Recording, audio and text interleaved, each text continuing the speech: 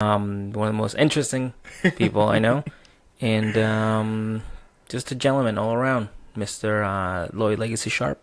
Thanks for having me. There you go.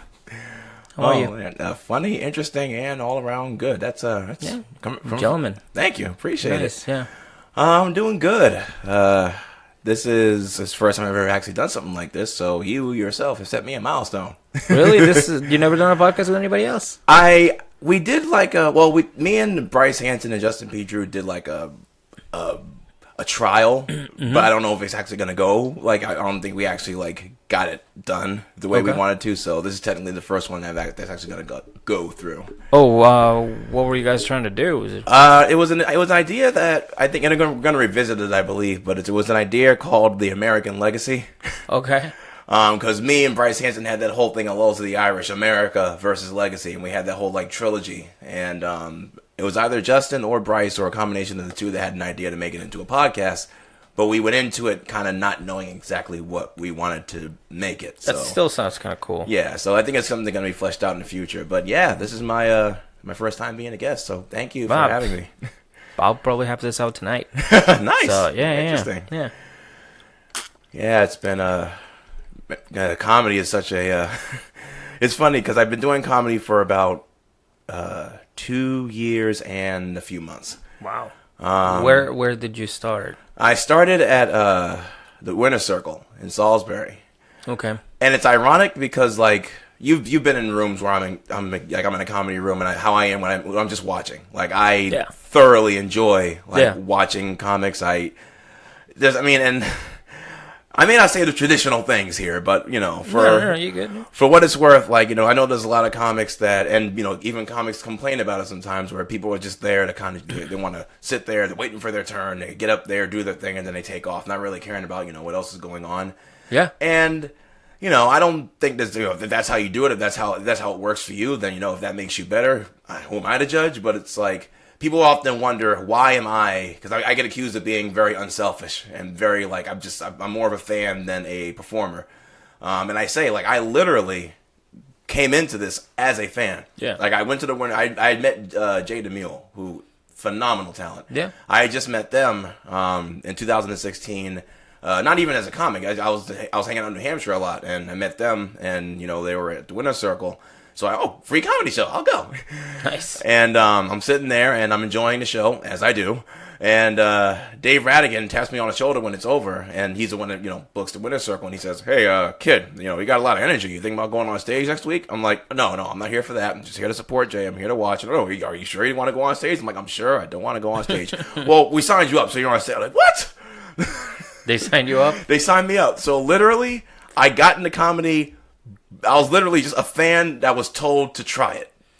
So I call myself the fan that was given a chance. There you go. And like that's like Santino Marella or yep, pretty much. Call me out. Gowan. Yep, yeah. Call me out of the crowd, and you know, hey, win the big one. But I think that's the reason why I never lost that fandom. Yeah. You know, because like I've always that night I was just there to watch, and you know, I've become better at the actual comedy, you know, at performing. I've become better at certain things. And this summer, I think, made me a viable player in the community as far as a talent.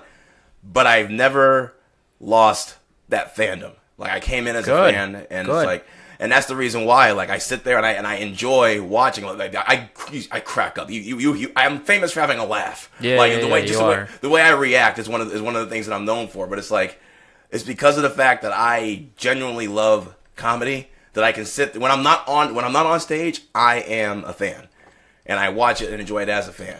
Yeah, most of us lose that, I think, and then we go out and we just think that we're just comedians. But like, I feel like just like in wrestling, I feel like you need to keep like maybe like a 10% to keep that like fandom. You gotta stay a fan, right? You know, because then it makes you appreciate it. Because like it kind of gives you that perspective of like of being in the crowd, like being a fan and being like, well, what do I need? Like from a fan, exactly. From a fan, instead of, you know, what do I need for me as a comedian? Like, no, what do you need as a fan? Like, what do they want to see? Bingo. So I don't know, but I see what you're saying too. And that's one of the things, and you mentioned wrestling, which obviously, you know, we're both huge wrestling fans. Huge, dude. I used to be a wrestler. Really? Yeah. Wow. Like I did backyard for like 2 years. That was it. Yeah.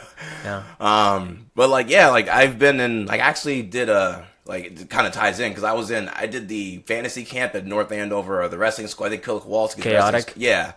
And they had a fantasy camp. Like for one day, you can either just get in the ring, learn things, and you can either choose to enroll in the school or just one day to to do whatever. Mm-hmm.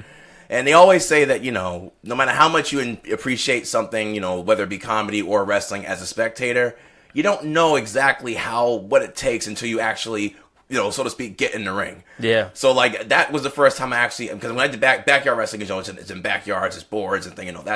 That's You did that? yeah, I did. Oh, I didn't last long because like the people that we where we were doing it got scoped out by authority. What are these kids doing? So that got shut down. Oh, that sucks, man. But it was fun. But then when I did the fantasy camp and I got in an actual ring, and I'm like.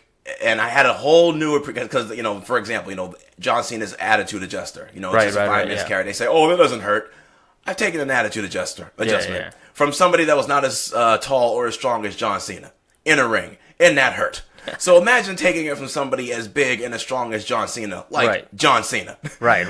And it's experiences like that make you appreciate a little bit more than even you would as a fan what it takes to survive and be good at that kind of craft. Yeah. And that's the same way I feel about comedy. I always appreciated comedy, but it wasn't until I started doing it that I had an appreciation for exactly. No matter how much it looks like it's easy or it's simple, when you start doing it, you're like, wow, this isn't easy. This isn't simple. Irish whipping in the ring, not simple. Getting thrown into the turnbuckle, not simple. Putting together a set on stage, not simple. Not as simple as it looks in the seats. Yeah. And it's a lot. It has to be very calculated. I had a friend.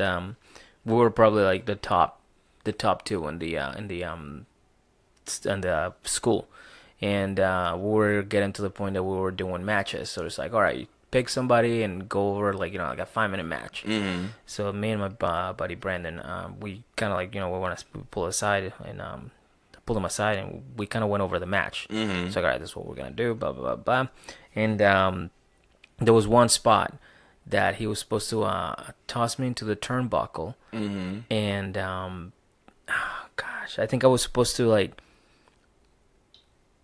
he was supposed to run behind me, and I was supposed to do one of those like things like we're supposed to take when chest bump. No. When like I was running towards the turnbuckle, and I had to jump up, and he had to go like run under me. Also, he hits shoulder, and then he hits the turnbuckle. Right.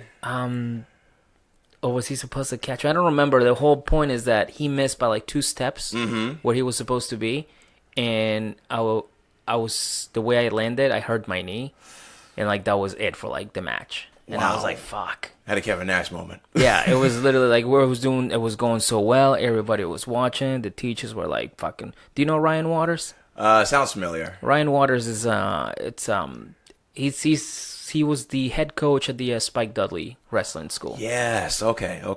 Was he overseeing it? He was there that night. He was like very like, wow, holy shit, like this is good, whatever. And like I don't know, just something happened. I landed the wrong way, or he was supposed to catch me. I don't remember what it was supposed to happen, but I remember I landed the wrong way. Oh, fuck it. You know what it is? He was supposed to. I was supposed to run towards him, and he was supposed to grab me and toss me up, and I was supposed to hit the turnbuckle. Oh, but okay. He like tossed me up too soon, and instead of landing on the turnbuckle, I landed just on my feet near the turnbuckle, and it just hurt my knee. When I landed, my fucking knee gave up, and that was the end of the match. Because of that little miscalculation, he threw me a little earlier than he was supposed to. And that's the thing, you don't get it when you're watching it on TV. There's timing, there's choreography. Yeah. It's like there's a certain spot where there's cues and everything like that, and one misstep. But it's almost like doing comedy, just go out there and do 5. Bingo. Except that now you're doing it with somebody else, Exactly. They're like your fate is in their hands as well. Yeah. And comedy is such a weird beast because like there's so much politics, so much clickiness, so much narcissism, and like it is. And it's weird because I mean, it's supposed to be fun, not just for us, but those who watch. Yeah. And as well as I do, sometimes the inner workings can right. It's a look like, you know what, I see it. I've been part of it, and I'm trying to step away from it because the same thing. I just want to have fun again. I want to be able to just go out there and tell my jokes and then hang out, talk some shit with my friends, and then leave, go home, Exactly. do it again the next day. Bingo. And I fully admit, because and we all, some of us have bigger aspirations. Some of us want our Netflix special. Yeah. Some of us are okay if we're just doing open mics and getting booked every now and then have a life just Yeah, as we go. that's the thing that like I think I was talking to my girlfriend about it too. It's like Lloyd's one of those guys that goes to like every open mic. He sits through the whole thing. It's always like super energetic, and then they offer you like a security guard, like stage management, Right. and maybe we'll throw you on. And it's like, well, why? Why? This guy is out there literally doing what you're supposed to do. And they're giving other guys that can make websites or something else. Like, they're like, oh, you want to be on my show? And it's like, well, it's a little unfair. Well, I mean, it's unfair. Comedy isn't very unfair, but at the same time, it's just like, God damn it. Like, it kind of like it hurts because it's like what kind of justice is there? I can see that, and that's something that I've realized. Like, and that's one of the reasons why I won't say I set my bar low when it comes to comedy, but I don't expect anything. Yeah. And that way I can't be disappointed no matter what happens. Yeah. Because like when I started doing comedy, and I'll admit, like I was not good. Maybe very few of us are good in our first year, but I wasn't quote unquote good as far as like people saying this guy's someone to watch, this guy's someone to pay attention to. We want Lloyd to get on stage, not sit in the crowd. That didn't start happening until maybe the spring. Sorry about that. No, you're good. And but like always, like I'm just this guy that I know that opportunities are going to come to. Sometimes it's based on how good you are. Sometimes it's who you know. Sometimes it's a combination of the two.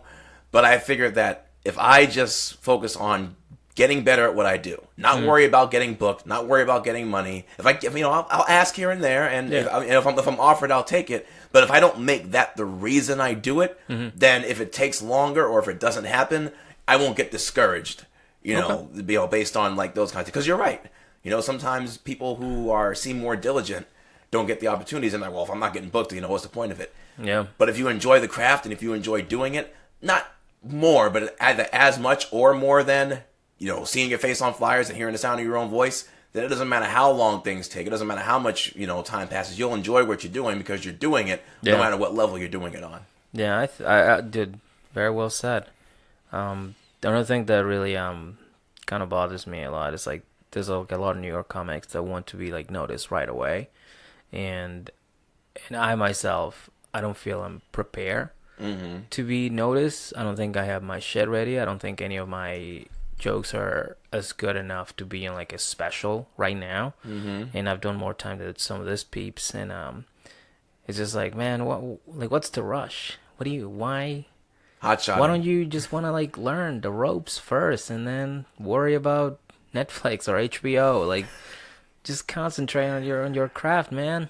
You're not in a race to anybody. Like, you don't want to be famous right now. Trust me. No. You've been doing comedy for 9 months. You already have a website and business cards. It's like, dude, relax. I mean, that's something that I've noticed that too, and I feel like that can hurt. Like, if you're ready for it, whatever, fine. Right, But if you're not, like, I say myself, like, right now, I have no interest in being a headliner. Right. 30, 40, I'm like, I feel like if you try to hotshot yourself for the spotlight, but you don't have the foundation, material-wise or whatever, or presence that you'll need when you get there, Yeah. you're right. Take time to learn. Take time to not just what not just doing your jokes, but take time to learn the system. Take time to learn how things work. Take time to how rooms and all that stuff. And by the time you get there, you'll be prepared. You're ready, yeah. Exactly. But if you just want to say, I want the big light and I want the big cash, but you don't have anything that will maintain your position there when you get there, then hot shotting is for nothing. I told Jay DeMille this because phenomenal talent. Like she's good. I went against her in a roast battle. Right, and like and she's really good. She's a good writer. Phenomenal, and like from the first day that I saw them on stage, like they had it, But I feel like sometimes, and I told them, I'm like, it's better if people who get there by who they know and not how good they are, once they are no longer in spaces that are controlled by who they know, they only have themselves to deliver. Like, let's say, if we ever if you break beyond the open mics or the rooms, the mansion, the bars or what have you, whether it's Mendoza, whether it's this or that, when you break beyond the rooms that people run, and you're in the Wilbur, or if you're in the Garden, or if you're wherever, you're at this, place, you have to deliver with what you're doing on stage. Damn. And nobody that controls nobody in the scene controls the Wilbur. Nobody in the scene controls the Garden. Once you're up there, you have to do it yourself. And if you don't have what it takes to deliver on your own, then it won't matter who you know. Right. So always get better at what you do. That way you'll be able to thrive when you get to that big stage you want, even when no one that you know is around to freaking hook you when you're not doing well. That kind of thing. And in the process of doing this, respect the ladies. Yes. Always. Be a man. Respect the ladies. Oh man, I was actually asking. Can we go into that? Because I wanted to ask about that. I'm pretty sure you've told I don't people mind. About it, but yeah, I was gonna actually mention that because I get asked about this a lot, and for those that can't see, I'm wearing a sweatshirt. Yeah, you're wearing a black hoodie that says "Be a man." ... And underneath it says "Respect the ladies." Yes, sir. And that goes back 20 years. How old are you? I'm 32. 32. Okay, so you're 2 years older than me. Yeah, we're 130, one on the wrong side of 30. Okay. So don't grow up too quick. But so you're 12 years old, right? You were 12 years old. I was about let's see, it's 1999, so I was about it was 1999 actually. So it was a school day. It was springtime. Quick context though, like I grew up in Dorchester. And I grew up around in just an environment that wasn't really, really friendly to anybody, but especially, female safety wasn't a thing. And it's going to be weird saying this in public, but I'll give one quick anecdote that one of my family members, one of my cousins, is a product from interfamily relations. That's the kind of treatment that women got when I was growing up. Oh yeah. So and I'll never forget that I got this through about 2013. My therapist, who was my therapist in McKinley School in 1996, she sent me this letter that she had a transcript of a meeting we had in 1996, and she highlighted this sentence that I said to her. I said, I'm 10 years old at this point, 1996. I see a lot of people doing things that aren't okay, and they try to make it seem like it's okay. I don't want to grow up doing things that aren't okay. And she highlighted that sentence, and she put in an email, this is how I knew you weren't going to be like everybody else. And then 3 years later, I was on a school bus, and there was this girl named Yolanda. Okay. She was the only girl on the bus. And It was, yeah.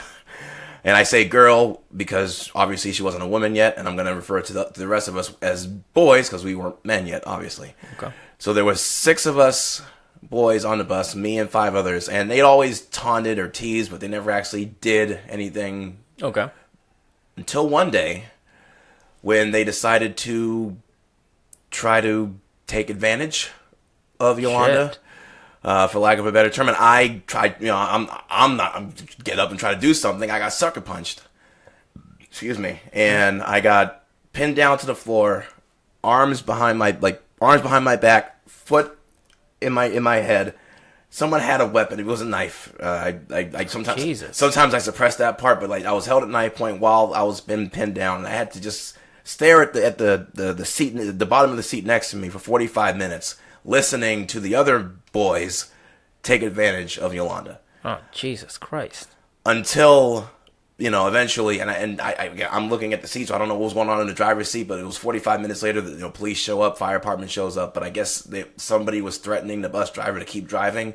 And I guess, but maybe he had a button that he pushed, but he had to keep going. I don't know what happened up there. I was busy looking at the floor, but that day is when my Respect the Ladies philosophy was born. Oh wow, dude, it's fucking powerful, man. That's a very that's a tough story.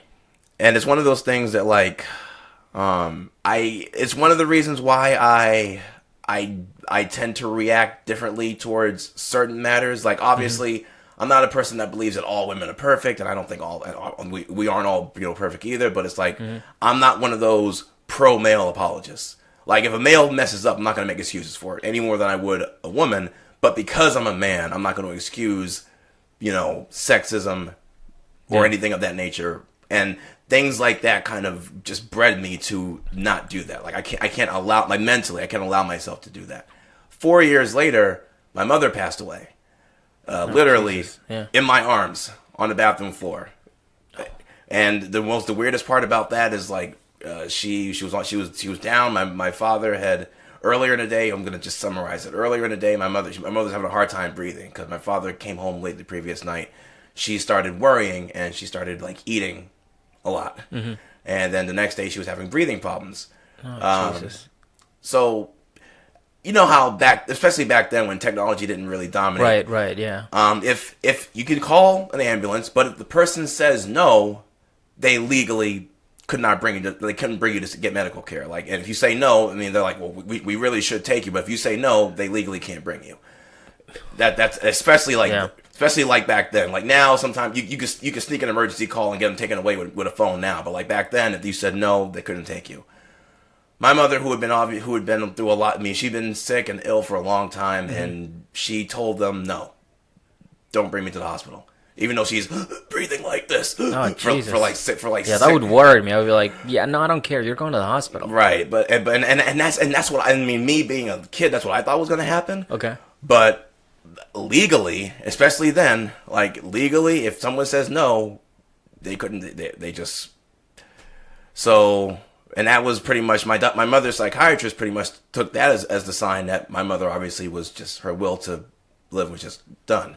Oh wow. And that night, she, I remember my father said, okay, so my mother she wasn't conscious enough. My father says, well, if we call the ambulance now, she technically can't say no. Let me go get her some help. Mm-hmm. That was just his, in that state, that was his mind state. My mother was here. She looked at me, and this is the weirdest part. She looked at me, smiled, and that was it. Oh, wow. So between that 4-year period of that's tough, man. And shit. So like, and a lot of the never give up, never stay down things that I promote and I try to encourage people with is just believe me, I was this smiling Superman mythical person that people think I am, both in and out of comedy. I wasn't always this way.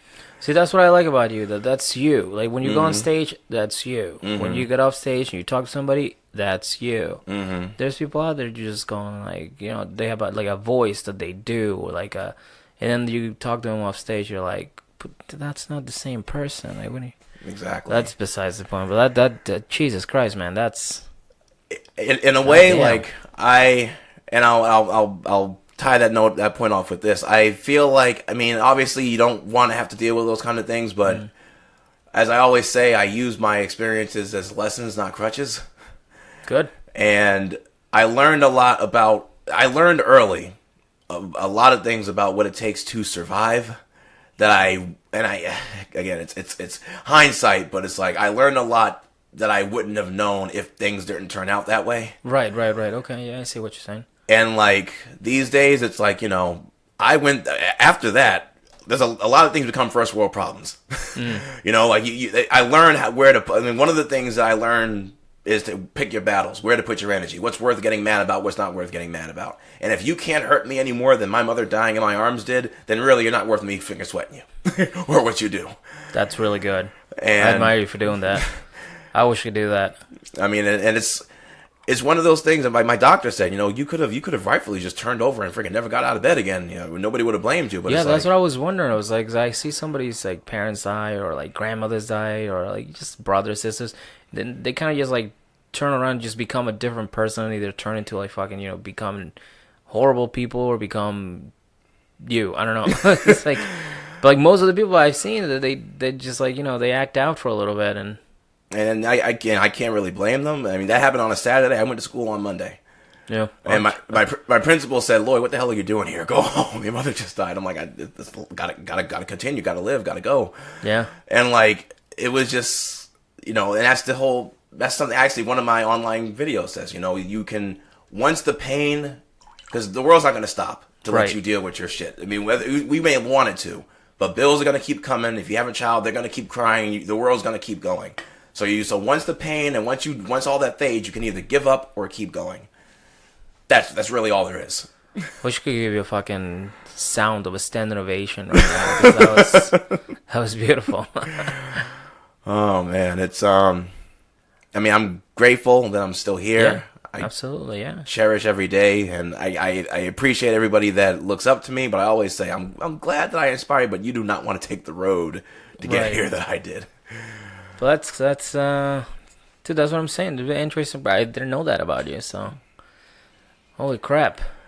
Yeah, it's you know, my grandfather said, you can, if you go through hell, and if you don't sit and burn, you gotta either go through hell, sit and burn, or you can get out the other end and take the detour next time you're going down that way. That's good advice. And it's difficult though, and that's something else that I always tell people, because people are like, how do you, not just where you've been, but just in today's society, how do you manage to just smile in the face of everything and very little gets to you? And it's like, it's not easy, but when you realize what's worth it, not just to yourself, but when it comes to other people, and when you realize what's worth getting mad over, or what's worth putting energy towards, or even what's worth, responding to, what's worth a reaction, because not everything needs a reaction, not everything needs your reaction, not everything needs your involvement. And these are all things that I've been hardwired by experience. Like being logical instead of being biased, using my head instead of my heart. These are not things that are easy, but everything that I've been through has pretty much hardwired me that way. And it's worked, it's benefited me, but... Also, another thing I noticed about you, and I'm just gonna slip this in, and then this, whatever, is that when somebody's telling jokes, and they have like a joke that, from what because like I'm now that you told me this story, and I'm thinking about like all the jokes that you probably heard from around. Not once I've seen you go on Facebook and go, so and so made a joke about this, and I'm offended, and this is horrible. We need to take this person down, because like I feel that you understand that they're jokes, and you're in a place where people are gonna tell that type of jokes, not because they want to, it's because they may see something funny in it, and in that joke or whatever, but they don't know what it is yet. But you don't take offense to that. You don't try to kill it before they get to that next level, and you don't never take offense to anything. And every time I see you, you're always laughing at people's jokes. It's like yeah, he gets it. And it's funny because like you don't consider yourself like a fucking like a road comedian, like a working comedian. You go out there and you go, I'm a comedian, like you're just Lloyd, and you go out there and you try your jokes, and you do every room, every open mic. You're always happy, you're always friendly. You don't smoke, you don't drink. True. That's insane. But no, I noticed that you don't take offense to any of that, and that's amazing, because that's what real comedians do. Right, and that's one of the reasons why and whenever people like ask me, are you a comic? I'm like, I hesitate to call myself a comedian, because like by definition I do comedy, but for good and bad reasons. Like for one thing, I don't think I've earned the right from a prestige quote unquote standpoint to call myself a comedian at this point. But also, I'm like you said, I'm just me.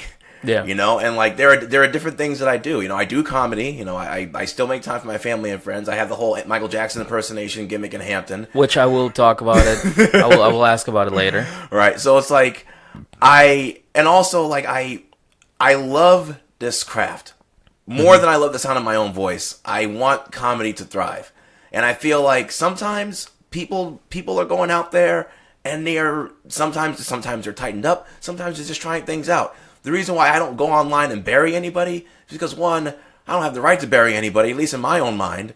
And two, I'm not going to take offense to something that I know if you're up there doing a Kramer from 15 years ago and you're blatantly trying to be hateful, that's one thing. Yeah. But I've yet to see that. And if I know you're just up there trying to find ways to word things, trying to find ways to, cleverize things, if you will. I mean, sometimes I hear things that aren't funny, but I'm not going to get offended if it isn't funny. I'm just going to say, if it's funny, I'll laugh at it. And I laugh at a lot. Yeah. But, like, I don't feel like burying people who are legitimately trying to work their craft out, I don't think that helps anybody. It doesn't help the mic that they're in. It doesn't help the person that you're burying. It doesn't really help their reputation that you're saying this about them. Yep. It doesn't help your reputation that you're the kind of person that's going to take attention off of what you're doing to freaking shit on somebody else when they may or may not be better than you in a greater aspect. It's like I don't see the point. Yeah. Like I don't see the time like I can spend typing something on Facebook to bury somebody. I could be doing the other things I'm doing on Facebook that usually make people feel better about the fact that this is such a shitty environment to begin with. So it's like, why bother with that? Well said. Well fucking said. Jesus. All right. Well, fuck, I forgot what I was going to ask you next. Were we going to go to the MJ thing, or was it something else? No, there was something else that I was going to say, and I had it, and I fucking... Maybe I'll come back to me. But fuck it, let's just jump to the MJ thing. All right. Well, no. Before that, the gloves. Yes. Because, again, nobody can see this, but you're wearing fingerless gloves. This is such... Where does that come from?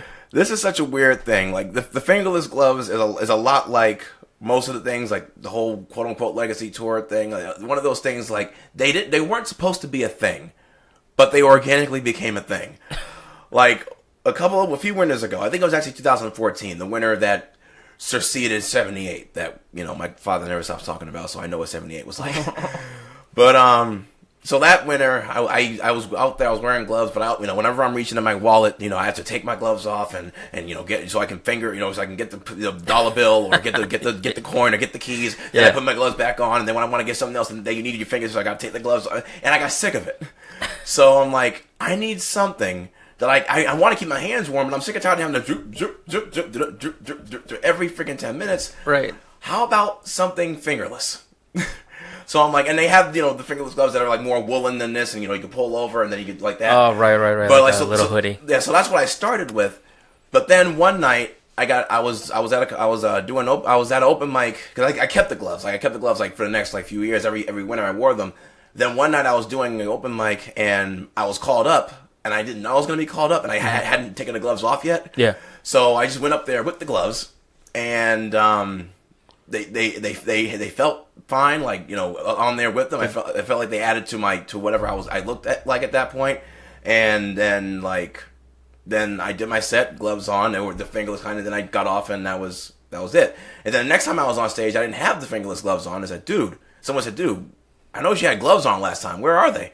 Well, they're right here. And, you should put them on. Try them. I'm like, and then so I did it again, and then it just organically became something that was synonymous with me, I guess. Yeah. Because like now it's like, you know, Lloyd, fingerless gloves. Eli Levy during the Lows of the Irish Blarney Stone Battle Royal thing. And I'm like, you know, Lloyd, what's up with those fingerless gloves? I'm like, funny, these fingerless gloves have got me more notoriety than your comedy has. Bam. And it was in fun, but like everybody knows me for having so. Yeah, it's that and the Respect the Ladies hoodie. Right, exactly. So I just went with it, but it wasn't even supposed to be a thing. Once it became a thing, though, I just kind of go with it. Yeah, that's awesome, man. It's nothing better than getting over organically, as the way wrestling fans know. You get an over. You get an over. It's like fucking having like Al Snow had Head, and Perry Saturn had Moppy. Yes, exactly. So that's cool. You know, these things that shouldn't even get past day one, but it just organically happens, and people will get to know you for it. It's like, you know, why abandon it? Oh man, you should be getting booked. You're like literally over. You're over. I feel like you're the one guy that is like being overlooked. But once you get that chance, bam, like something's gonna hit. Because like I don't know, there's just something like you said, organic about you. And I've heard that a few times. And one thing I will say about the summertime that I was grateful for. Like I was booked at about between April and now. I've been booked on about 11, 12, 13 shows over the last like 2 or 3 months. You shouldn't be able to count them. Well, that's true, but like as a person who never got booked beforehand, before that period of time, right. because and I'll be honest, like before this year I wasn't as good as I am now, so I don't blame others for not booking me, but like given that the summer was so full of people like coming in, you want to do the art lounge, you want to do the improv Boston Battle Royal, they started coming in. And I felt like, and even when I was at the Art Lounge, actually, a quick side note, when I did the Art Lounge, that's when I met Lauren Kirby, who she saw me for the first time there. and I got invited to do the Maggie's Laughs and Company by Mindy Mazur, that thing. So What is that? it's a show at Maggie's Lounge. It's like it's at the last Wednesday, or usually the last week of the month. Oh, cool. And I got my first opportunity to do that by being seen for the first time at the Art Lounge, which I was booked for the first time during the summer. That's cool, man. So I feel like, although I mean maybe I could be getting booked more, I'm not saying I should or shouldn't be. Yeah. I just feel like the fact that I was booked as much as I was during the summer, that people started paying attention to me, and people actually thought I was, because a lot of people. Well, here's another thing, and this is going to tie off of what you said, because here's something that I fully admit bothered me when I was doing comedy before the summer. Mm-hmm. Kelly Matson mentioned this, Lee Newton mentioned this, comics we know mentioned this.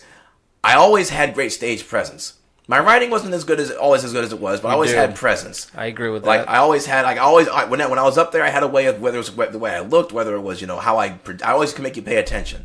My writing got better this year, but I was always holding back the quote-unquote legacy character, which is basically me with the volume turned up, as people have described, which is essentially true. Yeah. But I always held something back on that, because I felt like, I had maybe it won't work, but after the infamous quote-unquote lows of the Irish 416 2K18 incident, I love that.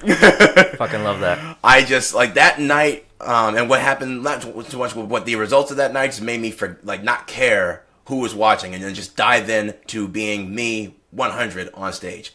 And it was doing that and committing to that got me the attention and the bookings, and this guy's got something worth looking at. Yeah. So I could complain about not being booked more, but I am thankful for the opportunities that I've gotten. God damn it, you're so nice. Thank you. I tried. Yeah. Dude, I fell into a huge, deep depression this year, and I didn't get booked. I didn't ask. I didn't do anything to really get out there. And just recently, I've been getting out. I've been doing more mics. I've been going out, getting booked on shows. Nice.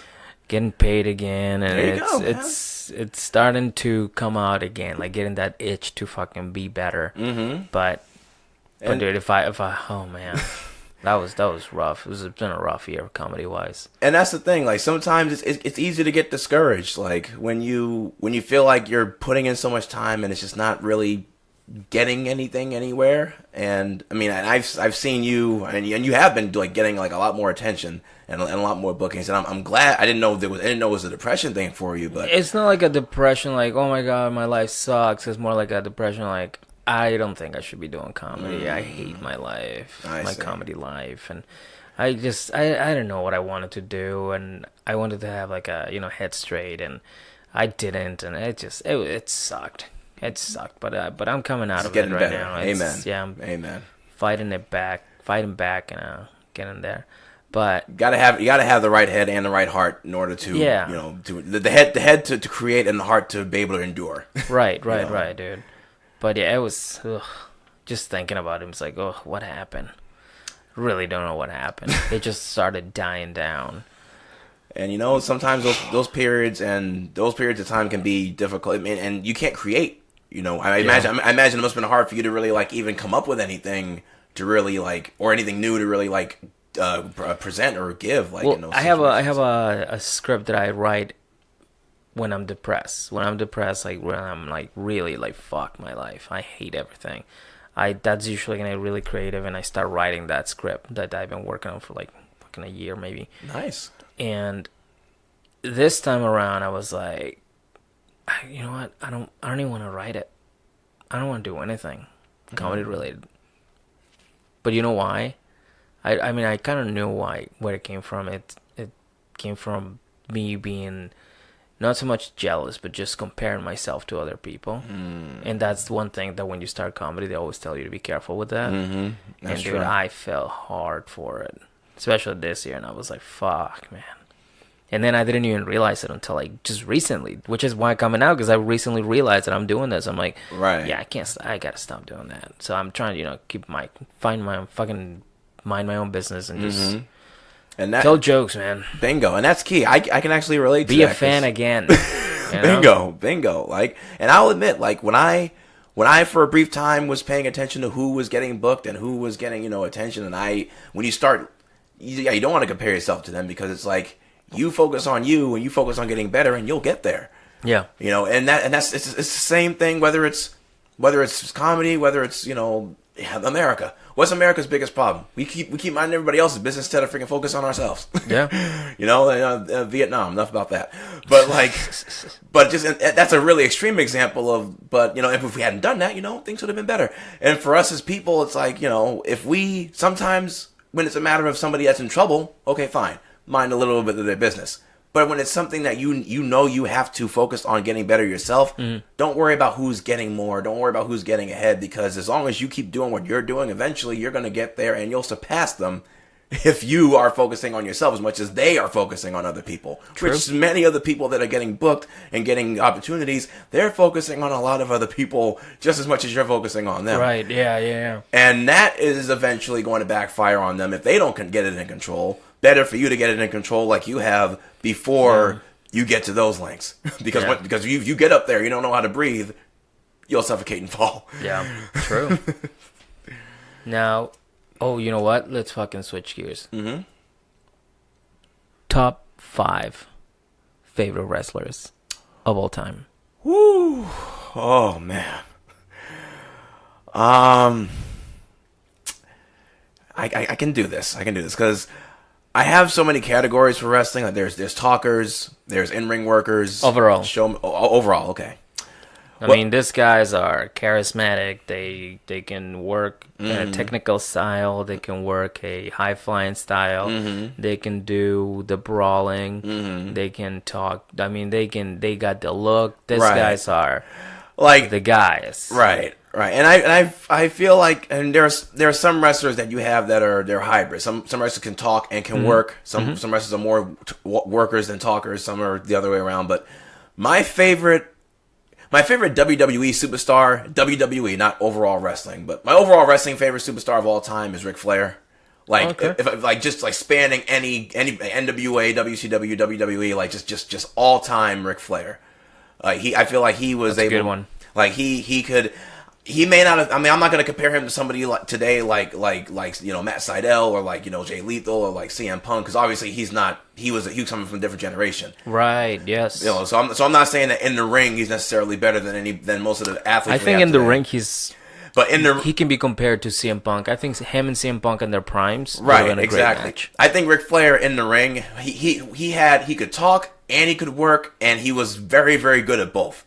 Like he could talk as well as he could work, and he could work as well as he can talk, which is something that you couldn't say for people, maybe like Roddy Piper, who I love Roddy Piper, but Roddy Piper as a worker was never going to be called an Eddie Guerrero or Chris Benoit or Bret Hart. He was never that kind of worker in the ring. Like he was a brawler, he was a fighter, but whenever people talk about Roddy Piper, they talk about Piper's Pit. They talk about him, the whimsical, like that. So I look at Ric Flair, who could talk as good as Roddy Piper, but could work as good as like a Bret Hart or a Benoit, or maybe not a Kurt Angle. Kurt Angle's another story. He's a whole different animal, but yeah. But so Ric Flair is my number one. Number two, I have to say Kurt Angle. Kurt Angle was one of those. Kurt Angle's one of those guys that he unbelievable worker, but also he could be goofy, he could be funny, he could be serious. Whether he was a blue-eyed wrestling machine demon or whether he was a guy that was shooting milk at the Alliance, Kurt Angle was just one of the most versatile performers you would ever see, and for that, I'll probably put him in number two. You know what? I always ask people the top 5 wrestlers of all time. Not once I've heard Kurt Angle. What? Yeah. Go back and watch some. As JR would say, go back and watch some tape. Yeah, dude. My favorite thing about Angle is like when he was doing when he was kicking out. There was the 1, 2, and when you think it's about to be 3, he kicks out. Like very last. And there's people that kick out and it's kind of obvious, but he kicks out so smoothly that you think the ref is actually going to count. Exactly, 2 3/4 as they call it. Oh my god, it's so good. I've never seen that ever. Exactly, he's the only one that does it. He's got what you call he's just as good at telling a story in the ring as he is putting on a headlock, and that's rare. So that's 2. My third one, I got to put Shawn Michaels in my top 5 just because as far as WWE goes, all-time favorite. I grew up on him and Bret Hart at a very young age, and Shawn was Bret Hart if Bret Hart was an aerial artist, because Shawn could wrestle in the ring. Sean's better talking than Brett. Brett wasn't really focused on talking. He was more of like, I'm gonna go do my job, Yeah.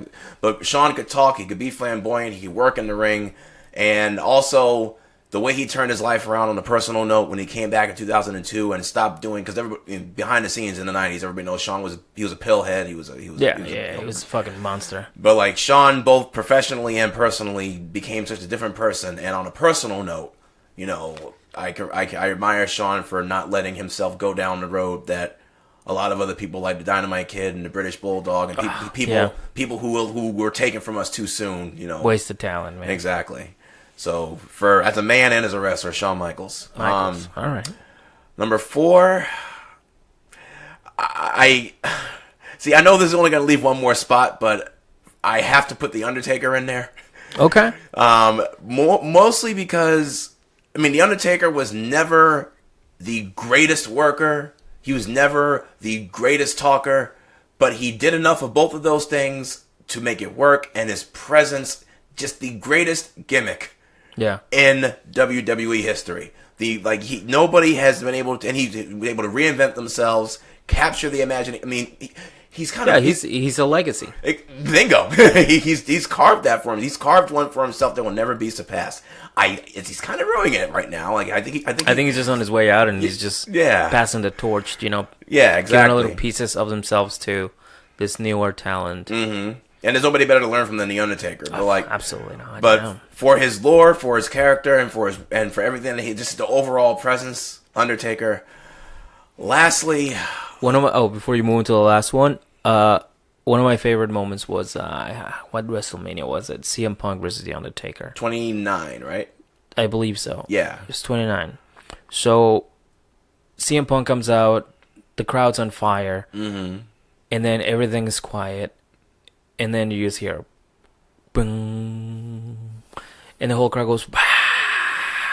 And even CM Punk, like, you can just see how he fans out. He marks out hard. He's like, yeah, like that little shot. I was like, that's awesome. Exactly. That is somebody living out their dream, and he knows he's about to get in the ring at WrestleMania for the title against The Undertaker. He knew it too, and he was excited. And when that little gong hit, he was just like, "Wow!" He just knew. Like he was trying to pass it off as "Come on," but he was really. He was marking out big time. Like that to me is like one of the greatest moments. And it's hard because like when you're in WWE, you got to play the role. But it's like if I'm in the ring with The Undertaker, or even if I got to lose, I'm in the ring with The Undertaker. Yeah, and that match, I remember I watched and I was like, this match sucked. And I watched a couple like a week ago, 2 weeks ago, and I was like, this match was really fucking good. It was one of the better matches on that card because we got the twice in a lifetime match that night with Cena and The Rock Part 2, which was not as good as the first. Cena can't. Yeah, it wasn't as good as the first, and CM Punk and Undertaker, for my money, was probably the best match on that card. Yeah. And CM Punk's another guy. I would love to. There's so many people I want to put at number 5, but if I got to narrow it down, for the sake of putting aside characters and just putting like a worker in there, Eddie Guerrero.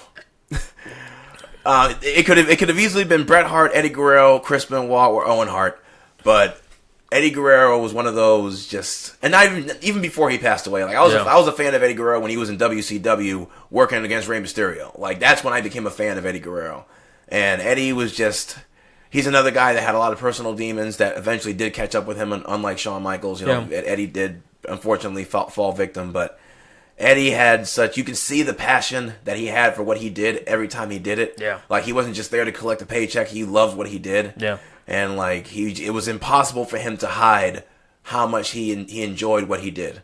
And, for a lot of reasons that I could go on forever about, Eddie Guerrero is my number 5. Yeah. Wow, that's a great fucking list. You got Flair, Angle, Michaels, Undertaker, and Guerrero. And Eddie. So that's pretty cool, man. And that's only because I had to narrow it down. yeah. As you can tell, it's like one of my favorites. Have like 2 of his action figures. Mm-hmm. The other one's like up high above everything else. As it should be. So, My dude, I'm huge. My number one is Chris Jericho. Yes. I think Jericho to me is like he's just he's amazing. He's traveled the world. Like I remember going to see him in Mexico. Nice. Like I saw this like when he was coming up, when he was there. Lionheart, yeah. So and then just like seeing him here, and then watch him become the fuck. I honestly I think he can get in the ring with anybody. He can talk for days. He's amazing. So to me, Chris Jericho is like the best. Very underrated in the eyes of some people. People wouldn't follow him all the way. He's very underrated. It's like constantly like he's reinventing himself to appeal to a newer crowd of wrestlers. Like he got a list over. He got paper over. Yeah, yes. Like how many people in this era where everybody nitpicks at everything. This guy got a piece of paper and the word "it" over. A list. That was it, and he got over. You're right. Exactly. Yeah. That's amazing. You know, people complain about the fact that John Cena has a towel, but yet Jericho has just a list. Yeah, and he got it over. So it's like, and that just goes to show you that if you write somebody out well, and if you write somebody's material, somebody's character well, they can get over. Anything can get over. Exactly. So yeah, Jericho's like at the top of my list. Then I'd have to say Eddie. I love Eddie. Yes. Michaels is great as well. I gotta say Randy Savage. Randy Savage was amazing. Talented. Another guy that can just get in the ring with anybody. And ahead of his time too. No, way ahead of his time. He perfected that false finish style way before the Indies ever did. Oh my god, it was amazing. And last but not least, I'll say the best in the world. CM Punk. Shane McMahon. Oh, no, Shane. I'm just kidding. Fucking crown jewel.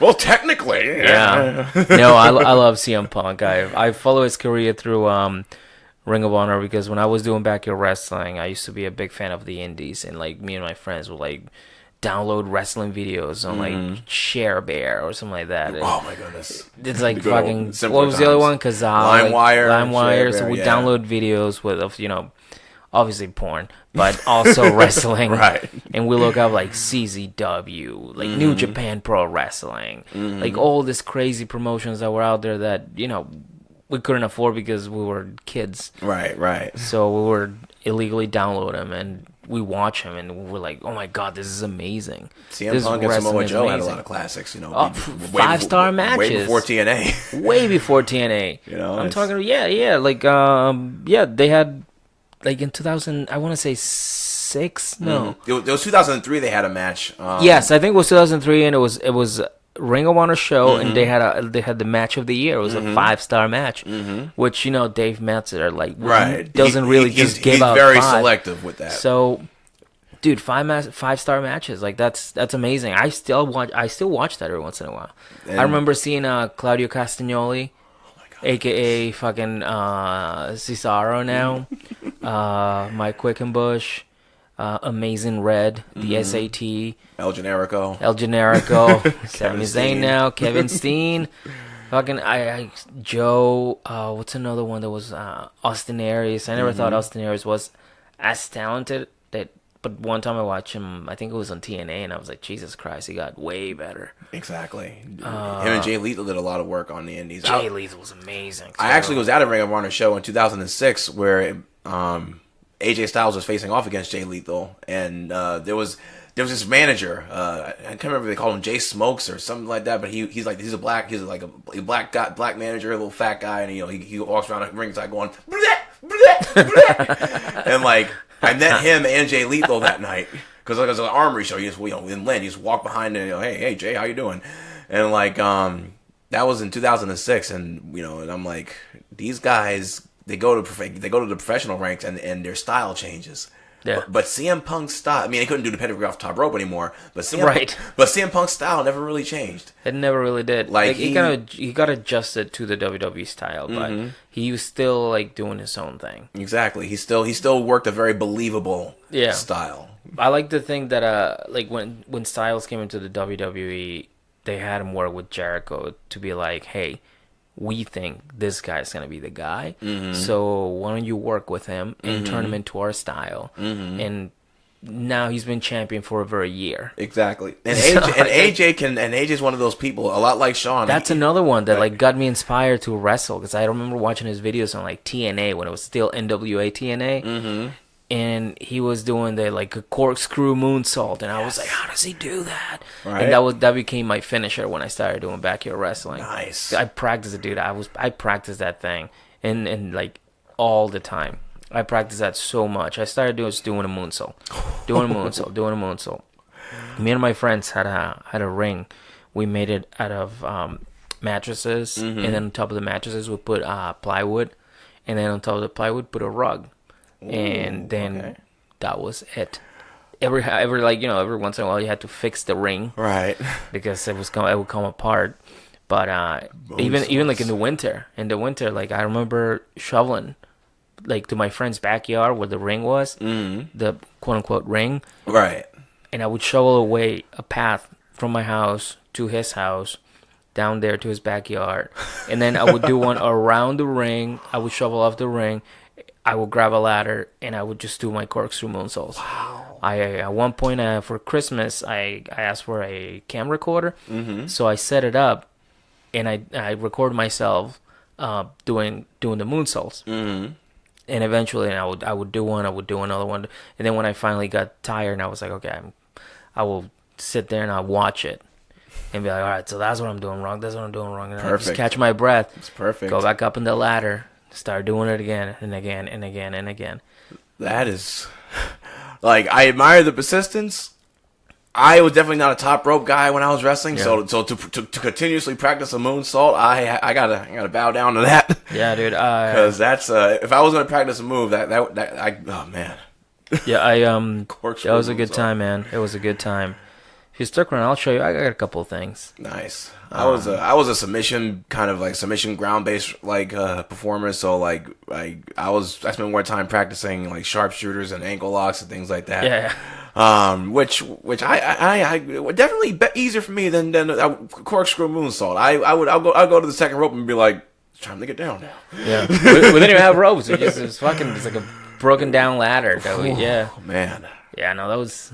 that's determination. But that's the thing. We never did anything like crazy. We never did anything like let's smash light tubes over our heads. Like it was like, oh look how Beno is like got him in the ankle, like he's like in the crossface and he's doing like this, but he's not really putting. Like we're trying to figure out how they really do it. Exactly. And we learned from there, from watching Chris Benoit, Eddie, Chris Jericho, from watching The Rock, Stone Cold Steve Austin. Then we have one of my friends. He had a gimmick, Pretty Boy Ryan Smith. He had a gimmick where he would just come in. He's a tall guy. He'd just come in and give everybody Stone Cold Stunners. And like that was just like his thing. And we all would sell it like The Rock. Oh, and nobody sold the stunner better than The Rock. We all did. We all worked out so much. We all fucking worked it so hard, dude. We had a little promotion. We used to have weekly shows. At one point, we had two. I broke away from them, and but by then we already had a local access channel show. Nice. So I broke away from them, created another thing, and then had another show. So we had two shows going back to back. You know, it's kind of like our little Saturday Night Wars. Yeah. But they would go on first, then our show would go after them. Nice. And you know, they had the little roster, we had ours, and you know, it was pretty cool. That's a lot further than most people who do the backyard wrestling thing get. So that's pretty organized. We built rings. We had newer people that wanted to join in. Nice. Would make them do like, you know, you'll be a ref, or you'll be a cameraman, or Pay you do dues. this. Yes. Yeah. And then eventually we'll put them in and work out their characters. Like we'd sit down, write shows. Who's going against who? Segment number 1. He's doing an interview. He's doing this. Promo this is one, part of your promo two. storyline. Right, exactly. The main guys and like everything. The intricacies of it, which is something everything. a lot of people don't. Some people don't pay attention to that, but it's a TV show. There's a structure to it, you know, and. You know, there's you know how to work the punch. You know, slap the hit the mat when you throw the punch, and that kind of thing. It's like Dude, we worked our asses off, and like at one point it was like at least 20 kids involved in this, and then we had like little crowds, and some stuff remains on YouTube. Some of the stuff is not. Most of the stuff is not, but some of it's on YouTube. How many like years or We did it. It was started out sophomore year, so I was 16, went all the way until. No, I think I might have been younger. I think I was 15. Yeah, I was 15 and went all the way to 18, and then at 18 I went pro. And then I did pro for like 3-4 years. Nice. What? And then I got hurt. Oh. Yeah. What promotions did you work? In the South, I worked for CW Championship Wrestling, and I worked for I forgot the name. The other one in North Carolina was called ASPW, All Star Pro Wrestling. All Star. Oh wow, yeah. My cousins live in they live in North Carolina. They hear a lot about that. They hear a lot about that promotion. Yeah, when it was hot. yeah. Now it's just like right. It wasn't that great. Yeah, because they're wrestling fans too, and they go down with All Star Wrestling. Are they still around? It's like, are you kidding me? Why weren't you here 15 years ago? Yeah. So those are the main two. I can't remember the name of the third one, but that's the one where I started. Mm-hmm. And they had me, set up the ring and taking bumps and just. But again, I was the guy that was like already. I was ready to go. Right. I was like, I'm ready to go. And you'd already been seasoned in your high school years. Like I don't know everything about it, but that's why I want you to teach me. Like I want you to teach me those little gaps that I'm missing. It was like you were going through NXT. Right. But yeah, so yeah. Then after that, I moved here and I worked for Bay State Championship Wrestling. I think they call it BCW. That's not big time, is it? No. But we did work with guys that like. Are you familiar with Ring of Honor? Yeah, right now? Yeah. So you know that guy Vinny with the balloons and the mask? You worked with? I worked with him. I worked in a battle royal, and we were the last 4. Holy shit. Yeah. Back then he was called Nero or something like that. Right. Oh, mark out right now. Blow the freaking mic. Holy crap! Yeah. I worked with Vinny. Oh shit. I worked with Ricky Morton. Gypsy Joe. Like Ricky Morton, freaking classic. Freaking, oh man. And Vinny actually told me, it's like after the battle royal, it's like how long you been doing this? It was like a couple of years ago. It was pretty good, man. I was like, oh, thanks, dude. Bingo. And coming from a talent of that caliber, it's like, you're doing something right. And then they were gonna put the tag teams on me and somebody else, and that day I got hurt at work, and I didn't make it. And they're like, that's a fucking shame. I'm like, you're telling me. Right. It's like, yeah, it's from where you're sitting, imagine being the one that lost the belt without losing it, without winning it. And then I got my surgery, and that's when my mom said, it's like, do you want to keep doing wrestling and maybe risk the chance to get hurt again? Or do you want to just not do it? And I was like, I don't think I want to. I want to walk. Yeah. So I walked away. I walked away from wrestling and found comedy. Well, at least you can still cut the promo every night. I can, yeah. That's another thing. Oh, let's go back into comedy. Yeah. That's another thing that I like when you do.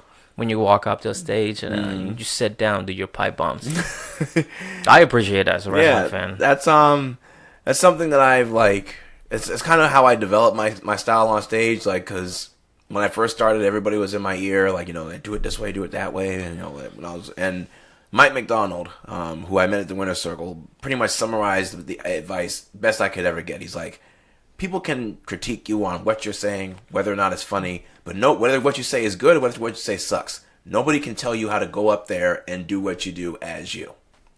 True. And so, like, once you find your voice, then you can work towards it, whatever you're saying, making sense of being funny. And, like... I agree with that. I think that's my goal right now. Just finding that voice so I can finally speak with it, instead of going on stage and just being like, punchline. Like, exactly. I want to be able to just sit down and be like, stand there in front of a crowd and be like, hey, listen, this is me. What's up? And I'm gonna talk to you like I normally talk. Right, like we're doing now. Right, exactly. I don't want to go out there and be like, so the other day I was hanging out and I was petting my dog and like airline food. What's up with that? Stop doing that. That's not you. Exactly. But also, like, being comfortable on stage is a big part of it. Like, Yeah, you you know, look very comfortable on stage. And You sit down on the floor. and I gotta tell you, like, that's one of the things that, like, it came with being comfortable enough to be myself on stage. Because that was always the thing that held me back. And actually, I don't know if you're familiar with Melissa Fernandez Parvo. Well, she's a comic in Boston, and she actually asked me one time, like, she said, "You seem a lot like a wrestler on stage. Like, are you inspired?" Because a lot of people get their inspiration. You know, I'm inspired by Cat Williams. I'm inspired by this guy. And I'm honest. I'm like, I grew up watching comedy a lot, but when it comes to my theatrical like presentation, I've been watching wrestling since 1990. I take a lot of my theatrical like the videos and all that. It's inspired by what I learned growing up as a wrestling fan. Mm-hmm. And when I stopped treating my comedy sets like Booker auditions and started treating them like something I would be more comfortable doing, like a wrestling promo, that's when my natural voice started coming out more.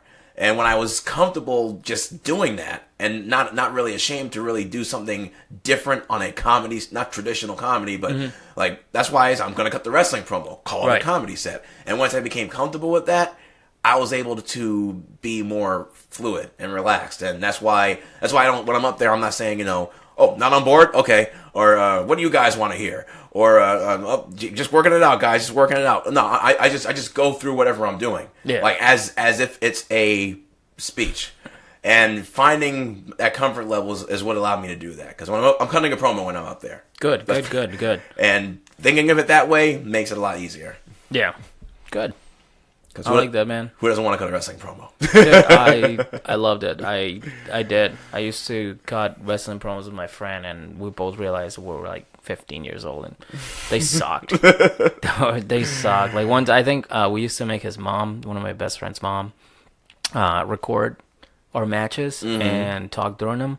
And like, she'd commentate on them, sorry. And she would also record interviews. So my friend and I would do is, she did it a couple of times, and then she got like tired of it. She's like, "This is fucking stupid. You guys are 15 years old. Like, what the fuck? Shouldn't you have girlfriends or something?" We're like, "We want to be pro wrestlers." And, but which in some cases hurts less than dating. Yeah. Oh my God. Dude, yeah. Out of like everybody in that group, I think I was the only one with a girlfriend, like, at a time. Well, I mean, look at you. It's easy to see why. No.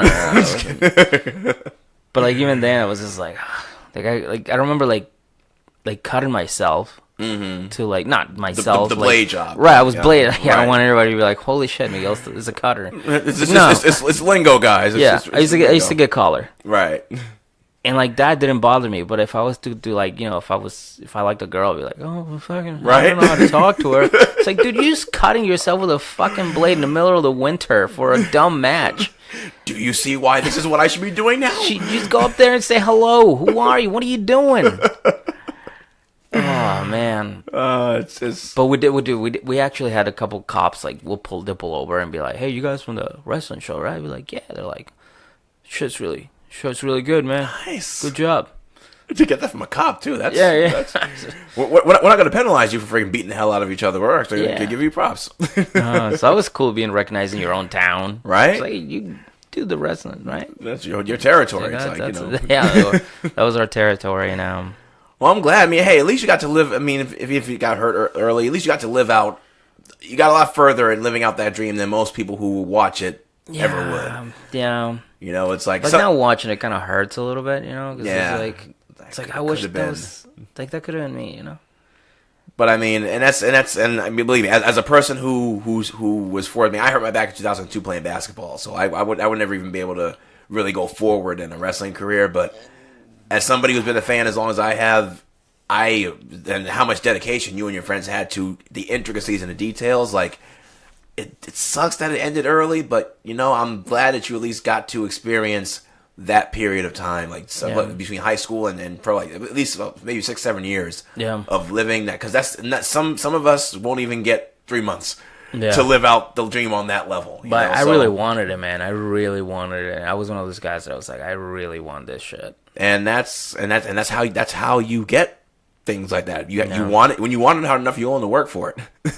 True. You know, and that's and wrestling. You have to want it. Much like comedy, wrestling, you have to watch it in order to enjoy it. You have to want it or if you don't want it, it's not going to be fun. Yeah. You know, nobody likes one of the things I taking learned early on in wrestling too, and this applies to comedy, is like, don't just stay in your town. Like, get out, go out, explore.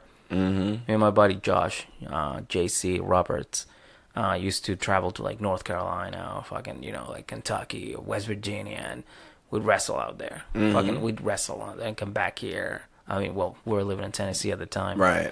And apply that to my comedy career now, where I'm like, I'm not only in Boston, Right. I go to New Hampshire, I go to Maine, I go to New York, I go to Rhode Island, Connecticut, like all the states around, just to like craft my fucking jokes. Exactly. And different markets respond differently to different things, and it's like They do. You learn so much about how to react and how to respond, and how to kind of switch up different things depending on where you are. Like, I know people from Penny Osmond to Lee Newton, they all talk about their experiences, being outside the Boston market, not the restaurant, the Boston comedy market. Yeah. And they're like, sometimes certain things, sometimes some people in Boston don't get it, but then they go somewhere where they're there to listen to comedy and not listen to themselves, and they get over huge. Yeah. And it's like, and people like different. It's good, it's good to get out there and you learn more, but you also realize that there are people that appreciate comedy even beyond your own spectrum.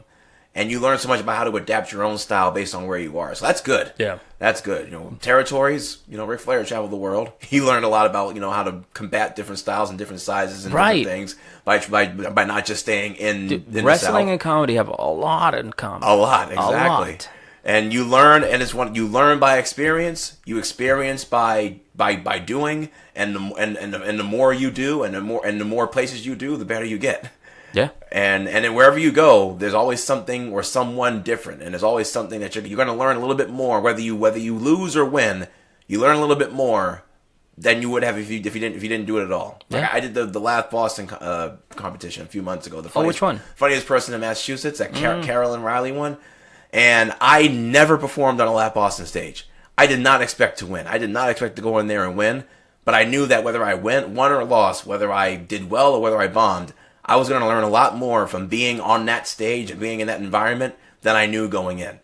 And it's a good way to go into there's a good attitude to have going into a competition like that. Exactly. And same with like if you're a wrestler and you're facing somebody you never faced before, if you're going in there to lose to the world champion, but you've never faced them before, you're going to learn a lot about being in the main event spotlight and facing a main event caliber competitor that you didn't know going in there. And you're going to come out of it a better performer than you did going in, whether you win or lose.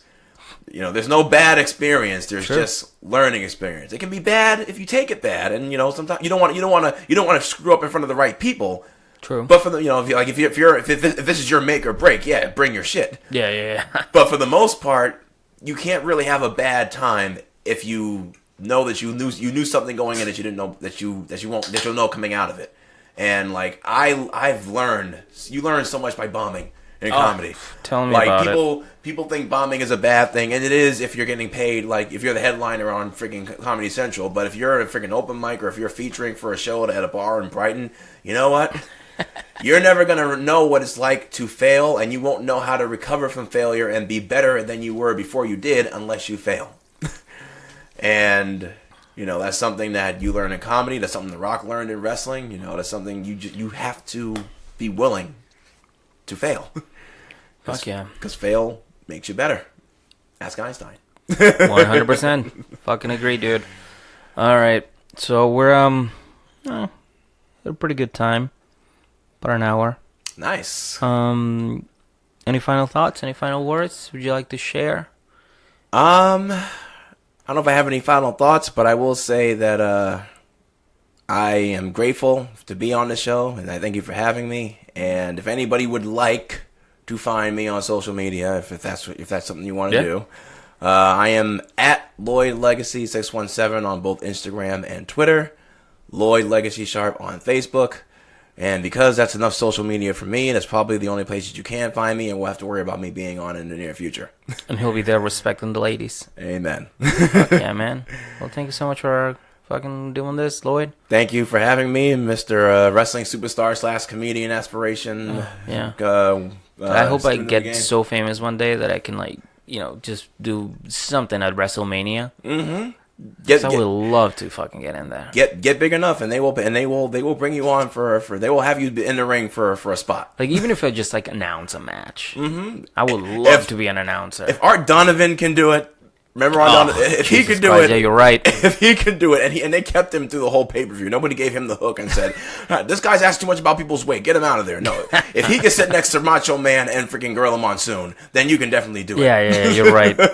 I should somewhere, like, somehow just, like, apply myself, go to, like, school in NXT or something and be like, hey, I just want to be an announcer. Mm-hmm. Let me announce. Commentators, they and especially when you don't have the big old guy yelling in your ear, it can be a lot of fun. Oh, yeah. I used to watch Gorilla Monsoon and Bobby Heenan and be like, I could top Gorilla Monsoon. I could just like, will you stop it or no? It's fun. It can be fun. Yeah. Best seat in the house too. I would love to do that. I hope that's my, like, that's how my career ends. Mm-hmm. Like, just from comedian to announcer, like, side commentator / writer. And you'll have plenty of time on them, and doing comedy give you plenty of experience Yeah. as to how to retort and how to be witty. And it's like, they put you next to Corey Graves when Corey Graves is on his way out. Corey, I'm going to replace you one day. Oh, stop it, Perez. And I'm not going to stop it. You're about to stop. You're going to retire next year. Yeah, you're out, boy. Get out of here. Bingo. All right, man. Well, it's been a pleasure. You as well. And thanks, man. Thank you. Thank you.